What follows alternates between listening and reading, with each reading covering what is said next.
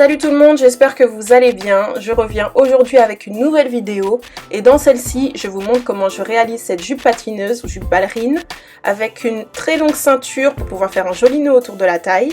Donc si ça vous intéresse de savoir comment j'ai réalisé cette jolie jupe, surtout restez avec moi. Donc pour réaliser cette jupe, j'ai bien évidemment choisi un satin. Donc il s'agit d'un satin polyester de couleur écrue. Et la première chose que je vais faire, c'est prendre mes mesures. Donc il s'agit d'une jupe qui se croise en fait au devant, un peu comme les jupes portefeuille. Donc avec mon mètre ruban, je vais faire comme si en fait il s'agissait de ma jupe et je vais faire le tour de ma taille, comme ceci. Et j'arrive en tout à 96 cm. Pour la longueur de ma jupe, je pars de la taille et je vais jusqu'à où je veux qu'elle arrive.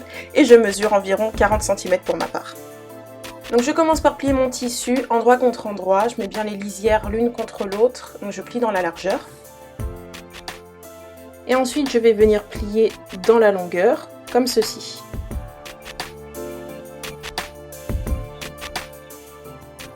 Et là, vous me voyez juste retourner mon tissu, car en fait, c'est le côté où le tissu est plié qui m'intéresse. Je ne veux pas utiliser le côté où il y a la lisière. Maintenant, je vais utiliser une formule mathématique pour pouvoir tracer ma jupe cercle. Je vais donc prendre le tour de taille que je souhaite, divisé par 2 fois pi. Donc le tour de taille souhaité, comme j'ai mesuré tout à l'heure, 96 cm, divisé par 6,28. Donc pi c'est 3,14 fois 2, 6,28. Et voilà le résultat que j'ai, 15,28 blablabla, que je vais arrondir à 15,5. Je ne vais pas me prendre la tête.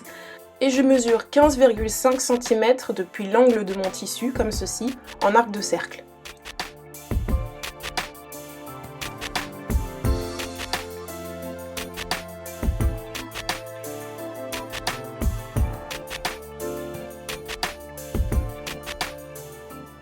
Donc cet arc de cercle correspond à ma ligne de taille. Je vais maintenant venir mesurer la longueur de ma jupe souhaitée depuis ma ligne de taille. Donc j'ai plié mon tissu pile poil suffisamment parce que je veux 40 cm. Et je mesure 40 cm tout le long de ma ligne de taille. Ce qui va me donner un second arc de cercle.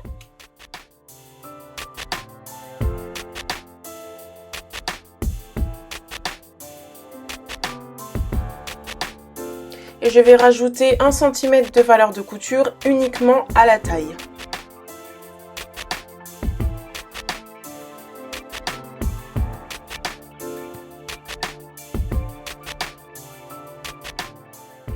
Et je vais ensuite pouvoir couper.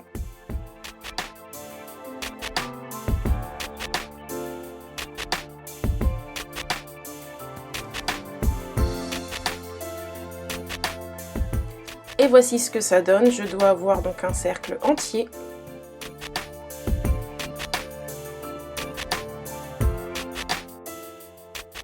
Et je vais replier mon cercle en deux comme ceci pour pouvoir créer une ouverture. Donc je vais couper au niveau du pli pour pouvoir ouvrir mon cercle. Évidemment, je fais ça que d'un côté.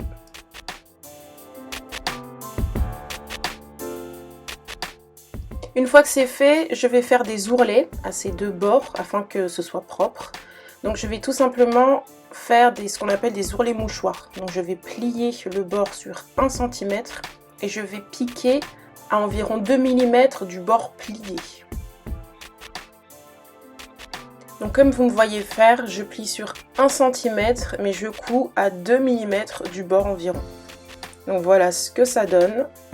Sur l'envers, vous voyez ma couture au bord et vous voyez mon ourlet de 1 cm qui dépasse et sur l'endroit, voilà ce que ça donne. Je vais maintenant découper tout ce qui dépasse de mon ourlet, donc tout l'ourlet en fait qui est en trop, je l'enlève. Je découpe vraiment à ras de ma couture, j'essaie évidemment de ne pas couper les fils.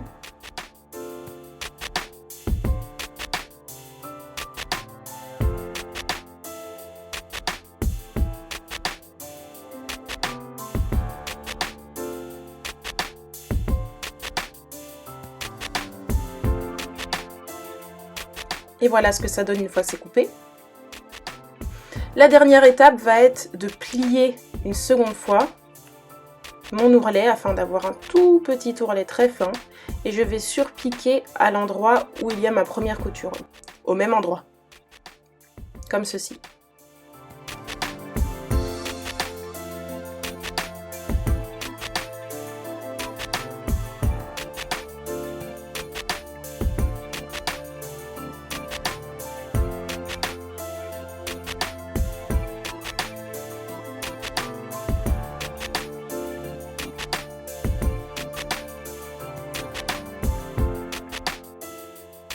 Et voici, vous avez votre petit ourlet mouchoir, tout beau, tout délicat.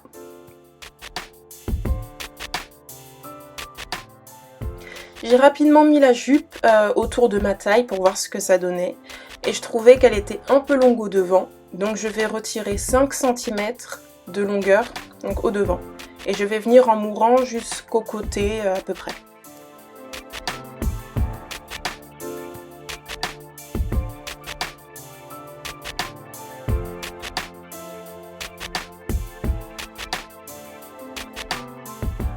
Donc je finis en fait par avoir une jupe asymétrique. Bon voilà, c'est pas très régulier, mais c'est pas grave.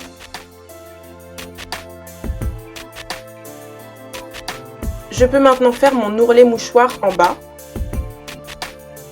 Et je fais exactement la même chose que précédemment. Donc je plie sur environ 1 cm et je pique à 2 mm du bord.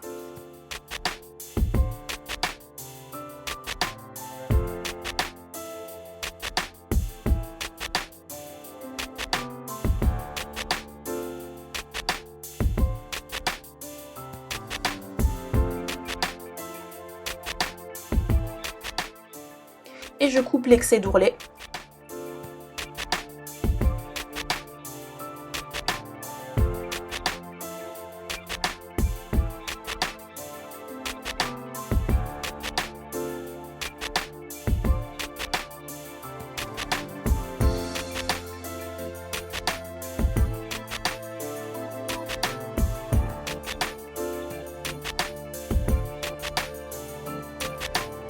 Et la dernière étape, replier à nouveau pour surpiquer.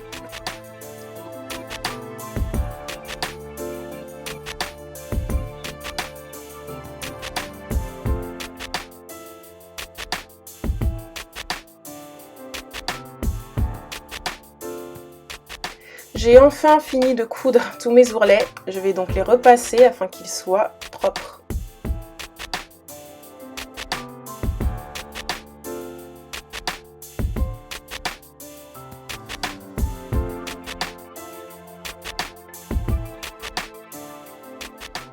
Donc maintenant je vais venir tracer ma super longue ceinture pour pouvoir la nouer plusieurs fois autour de ma taille. Donc je place mon tissu endroit contre endroit, lisière contre lisière, parce que je vais couper 2 morceaux, donc de 1,80 m de large et 10 cm de hauteur. Donc là vous me voyez mesurer 10 cm depuis le bord.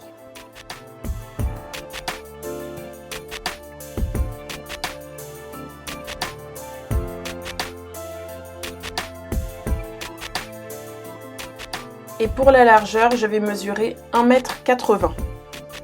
Et pour savoir quelle mesure prendre pour la longueur de la ceinture, la largeur de la ceinture, j'ai pris entre 3 et 4 fois le tour de taille de ma jupe, qui est de 96 cm.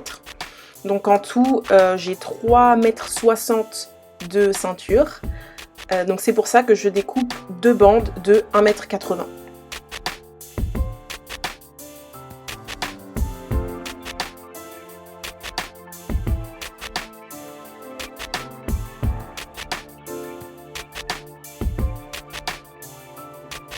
Et voici donc mes 2 bandes, elles sont l'une sur l'autre, de 1,80 m sur 10 cm. Et ce que je vais faire, c'est tout simplement assembler à 1 cm sur un des côtés. Et une fois que c'est fait, je viens me munir de ma jupe. Donc je vais la replier en deux, car j'ai oublié en fait de mettre un cran au milieu dos. Donc c'est ce que je vais faire tout de suite. Et je prends ensuite ma ceinture. Et je vais venir donc épingler ma ceinture endroit contre endroit avec ma jupe. Et je commence par aligner le cran du milieu dos avec la couture que je viens de faire sur ma ceinture, donc qui sera également le milieu dos. Et de cette manière, j'aurai la même longueur de ceinture des deux côtés. Comme ça, ce sera bien équilibré.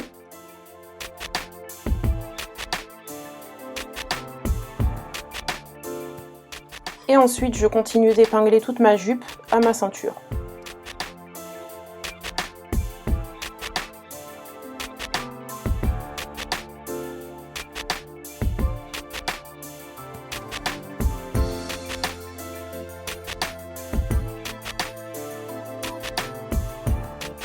J'ai tout épinglé, je peux ensuite assembler à 1 cm à la machine. Et voilà ce que ça donne une fois assemblé. J'ai ensuite repassé ma couture vers la ceinture, vers le haut. Et je vais ensuite venir plier ma ceinture en deux. Donc je replie sur 1 cm et je viens rabattre de cette manière pour fermer ma ceinture. Je vais ensuite placer une épingle sur l'endroit, car je vais surpiquer ensuite sur l'endroit.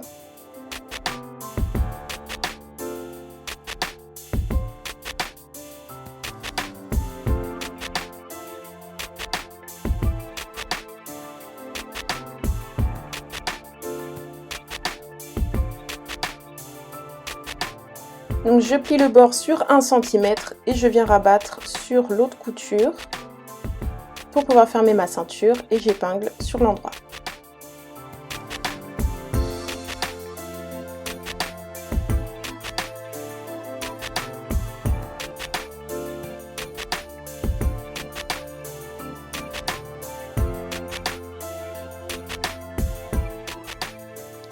J'ai fini d'épingler ma ceinture à ma jupe, maintenant il faut que je vienne fermer le reste de ma ceinture.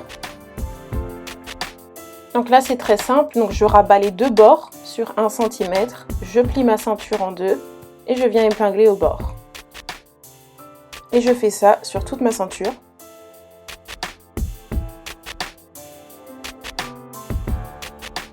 Pour que ce soit plus simple, et j'aurais dû faire ça dès le début, j'ai préformé le bord de ma ceinture. Donc j'ai plié sur 1 cm et je suis venue repasser pour les maintenir pliés. Et comme vous pouvez le voir, c'est beaucoup plus simple ensuite pour rabattre. Et ça facilite bien mieux l'épinglage.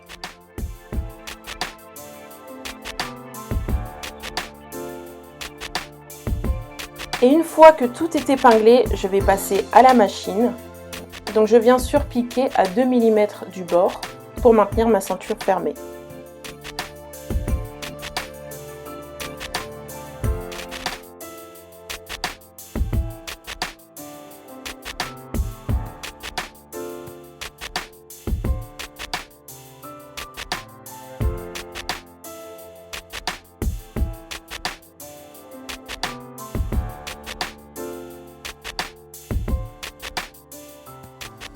Lorsque j'arrive au niveau de ma jupe, je ne change rien. Je continue de piquer à 2 mm du bord de ma ceinture, donc de la couture, de la taille.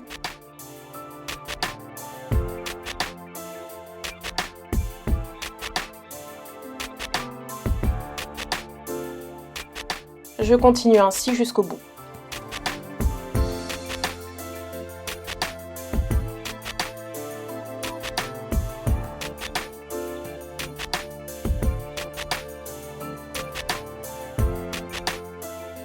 Toute ma ceinture est assemblée, youpi, enfin. Maintenant il faut que je la repasse afin qu'elle soit toute jolie.